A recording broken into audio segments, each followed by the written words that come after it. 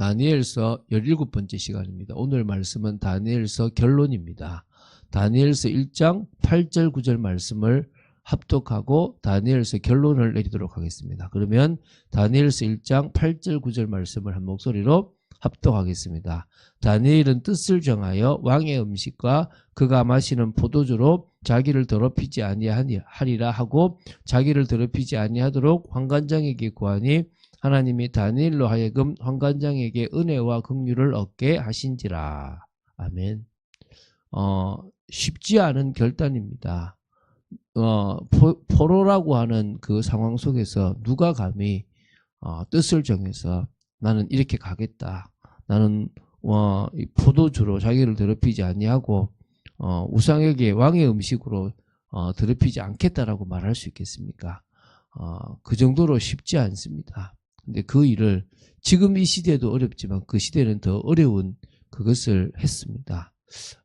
그래서 하나님은 오히려 더 다니엘과 또 믿음의 사람들을 기뻐하셨고 또 그들을 통하여 당신의 영광을 드러내기를 또 기뻐하셨는 줄로 믿습니다. 저희들도 그런 축복을 받아 누려야 될 줄로 믿습니다. 오늘 다니엘서를 정리합니다. 조금 빨리 지났습니다. 굳이 묵시를 이렇게 좀 이렇게 두 번에 나누어서 보기보다는 한 번에 가능하면 봤기 때문에 지금 이 12장까지 내용을 지금 서론 결론 빼면은 15번 만에 다 봤으니까 상당히 빨리 본 경우입니다.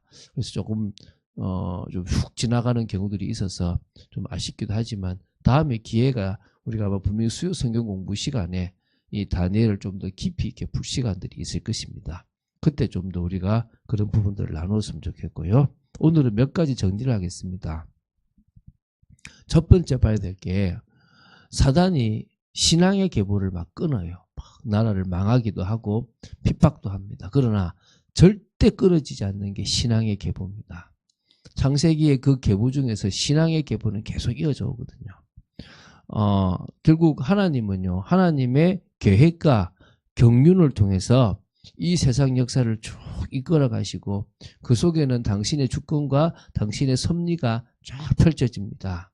그 속에서 하나님께서 세상 역사처럼 보이고 뭔가 대단한 것처럼 보이지만 하나님은 당신의 구속사, 하나님의 구속사를 이끌어 가시는 겁니다. 그 구속사의 주인공은, 주역들은 결국은 하나님을 신뢰하고 또 하나님이 인정하시는 신앙인들입니다. 그 참 신앙인들이 그 언약의 계보, 하나님의 계보를 이어가게 되어 있는 겁니다. 그래서 어떤 핍박이 오고 어떤 환란이 오고 막 사단이 전체적인 믿음의 사람을 다 끌어보려고 하더라도 신앙의 계보는 끊어지지 않고 계속 이어집니다. 이스라엘 나라가 분명히 망했는데요. 다니엘을 비롯해서 참 신앙인들이 포로로 끌려가서도 존재하고 그들의 삶의 현장에서 하나님을 향한 신앙을 지키며 하나님 나라를 이루어 갔다는 것입니다. 두 번째, 결국은 그 참 신앙인이 그 세상 속에서 세상과 구별된 거룩한 삶을 살았다는 거예요. 이게 성도가 살아야 될 삶입니다. 우리는 어떤 삶을 살아야 된다고요? 세상과 구별된 거룩한 삶을 살아야 되는 겁니다. 자, 다니엘서는요, 이스라엘 백성들이 살았던 그 원래는 이제 가나안 땅이었죠. 지금 이스라엘이 살았던 예루살렘을 중심으로 그 속에 살다가 그곳에서 포로로 끌려가서 이방의 땅이었죠. 그러나 세계 중심지라고 할 수 있는 바벨론, 또 그 뒤에 이어서 메데바사, 이런 곳에서 살게 됩니다. 완전 공간적으로도 시간적으로도 그들이 자신들의 정체성을 지키고 살아갈 수 없는 그런 곳으로 가게 됩니다. 그래서 그들 속에서 그들의 신들을 섬겨야 되고 그들이 추구하는 사상과 기준을 따라서 살아가야 됩니다. 그런데 그곳에서도 그들은 뭘 했느냐? 자신들의 정체성을 기억한 겁니다. 나는 하나님이 택하신 백성이다. 나는 하나님께서 구별하신 하나님의 사람이다. 이걸 딱 기억한 거예요. 그래서 그 속에서도 하늘의 시민권이 있다는 사실도 기억했고 구별된 삶을 살아간 겁니다. 왕이 내린 음식과 포도주로 자기를 더럽히지 않았습니다. 왕이 내린 음식이 왜 더럽습니까? 그게 아니라 그것은 우상에 바쳐진 음식입니다. 우상에 바쳐진 음식으로 자기를 더럽히지 않겠다. 이스라엘 백성이 왜 망했는지, 왜 우리 민족이 이 문제 속에 빠졌는지를 누구보다도 잘 알았던 다니엘과 세 친구는 믿음을 지킨 겁니다. 세상 속에서 타협하거나 세상이 생각하는 그 길을 걸어간 것이 아니라 다른 길을 걸어간 거예요.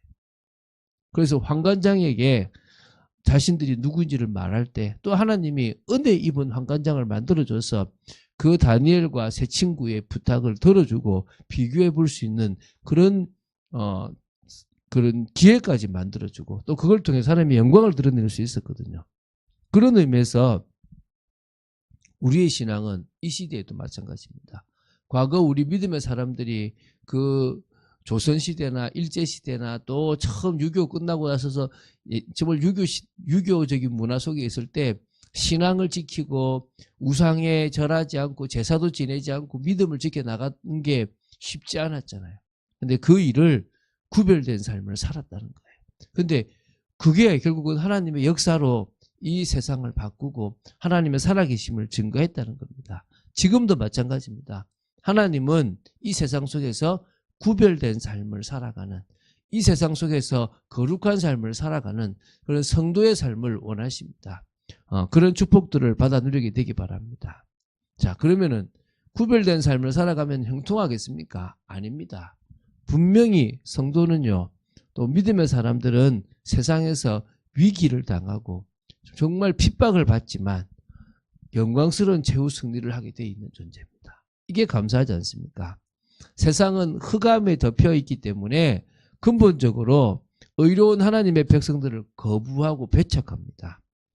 이 어두움이 빛과 함께 할 수 없듯이 세상은 성도들을 미워할 수밖에 없습니다. 그래서 세상은 성도들 사이에서 심각한 갈등을 자꾸 빚어내게 만들고, 그래서 다수의 악인들이 소수의 믿음의 사람들을 핍박하는 경우들이 많습니다. 오히려 믿음의 사람들이 많아졌다라고 생각될 때가 더 타락하지, 믿음의 사람이 소수가 될 때 그럼 오히려 더 믿음이 빛나고 믿음이 더 하나님의 뜻을 이루는 믿음으로서 나아가거든요. 분명히 핍박이 오고 위기의 상황이 오고 모함이 오고 또 뭡니까? 우상을 섬기지 않으면 안 될 상황들이 생깁니다.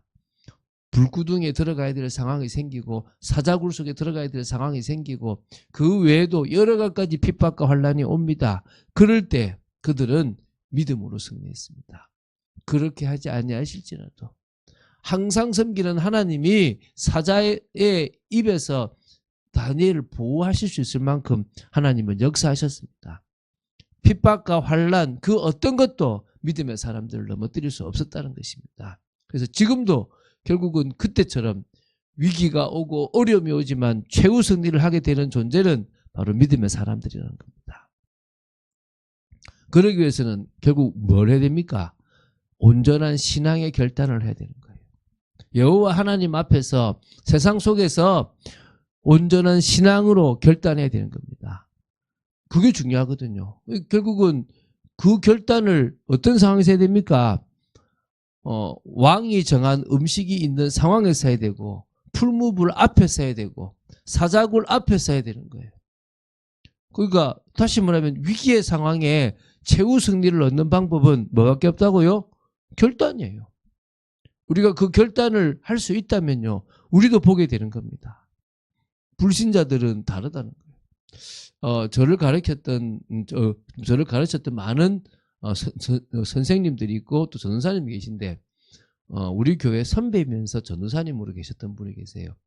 여자분인데 참 남자 같은 성향에 또 되게 당차고 또 이렇게 참 이렇게 아주 좋아요. 그리고 또 저를 또 이렇게 많이 인정해 주기도 하셨는데 그분이 한번 그런 간증을 하더라고요. 고등학교 때 이분이 조금 날라리 같은 친구들을 사귀려고 그들과 맞췄다는 거예요. 같이 놀아주기도 하고. 그 나중에 보니까 나는 그렇게 하면 얘들이 교회를 나오고 그렇게 하면 얘들이 예수를 믿을 줄 알았다는 거예요. 아니더라는 거예요. 자기가 실패했다는 것을 느꼈다는 거예요. 오히려 다른 삶을 살았어야 되는데, 내가 믿음의 삶을 살아야 되는데 그들과 같이 어울리고 그들과 같이 맞춰주면 그들이 믿을 거라고 생각했다는 거예요. 후회한다는 거예요. 저는 그 말이 맞다고 생각합니다. 불신자들은요, 예수 믿는 거 조금이라면 막 비난한 것처럼 보이지만요, 어느 순간에는 인정합니다. 어느 순간에는요, 두려워합니다. 어느 순간에는 존경합니다. 그래서 우리가 신앙의 결단을 할 수 있는 게 너무너무 중요합니다.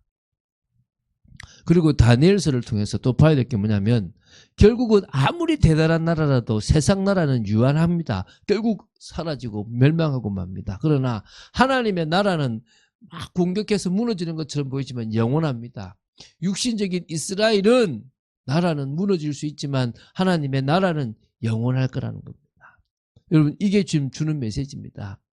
이 세상은 절대 주권 속에 있습니다. 하나님의 절대 주권. 그래서 그 나라를 흥하게 하시는 것도 하나님이고 망하게 하시는 것도 하나님입니다.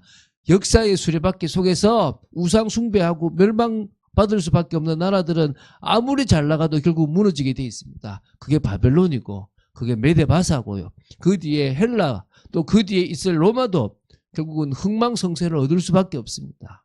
왜입니까? 교만이 하나님 앞에 심판받을 수밖에 없는 일이고 그 모든 것들이 결국은 하나님 앞에서 무너질 수밖에 없는 이유입니다. 그러나 하나님은 그 모든 나라 가운데 당신 나라를 세웁니다. 다니엘서 2장에 느부갓네살 왕이 꿈을 꿨지 않습니까? 그 꿈이 머리부터 발끝까지 나라들입니다. 바벨론으로 시작해서 저 로마까지의 나라들입니다. 되게 대단한 나라처럼 보입니다. 그러나 한 돌이 사람의 손으로 만들지 아니한 돌 자체가 와서 그 신상을 깨 부숴버립니다. 그리고 세워지는 하나님의 나라는 영원히 무너지지 않는다 그랬습니다. 할렐루야.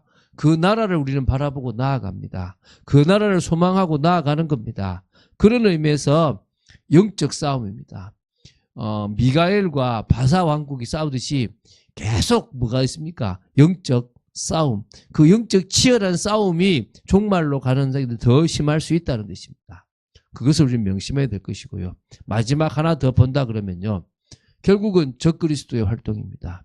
묵시 중에 네 번째 묵시가 바로 그 적그리스도로 예표되는 에피파네스라고 하는 사람입니다. 바로 헬라 나라가 네 개로 쪼개졌을 때에 나오는 사람이죠. 이스라엘을 그렇게 핍박했습니다. 성전을 더럽혔습니다. 그 일이 이제 또 말세 일어날 것입니다. 결국은 그렇지만 성도는 그 속에서요 각성해야 되고 성도는 믿음을 지켜나가는 겁니다.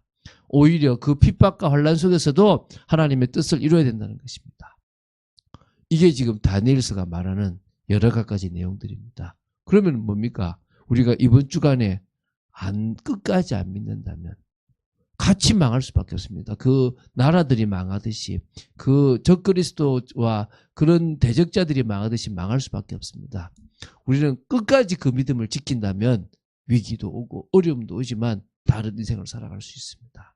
할렐루야. 오늘도 우리는 믿음을 지키고 믿음을 향해서 나아가는 축복의 삶을 살아야 될 줄로 믿습니다. 흔들리지 말아야 될 줄로 믿습니다. 하나님을 기쁘시게 하는 정말 하나님이 원하시는 삶으로 자꾸 저희들이 들어가야 될 줄로 믿습니다. 그런 축복을 누리는 여러분 되시기를 주 예수 그리스도로 축원드립니다. 주는 그리스도시요 살아계신 하나님의 아들이심을 고백합니다. 오늘도 정말 이 다니엘서를 마무리할 수 있도록 지켜주심을 감사합니다. 하나님께서 은혜 속에 있도록 저희들을 지켜주시고 역사하여 주시고 정말 저희들이 믿음을 지키도록 지켜주시옵소서. 주 예수 그리스도 이름으로 기도드립니다. 아멘.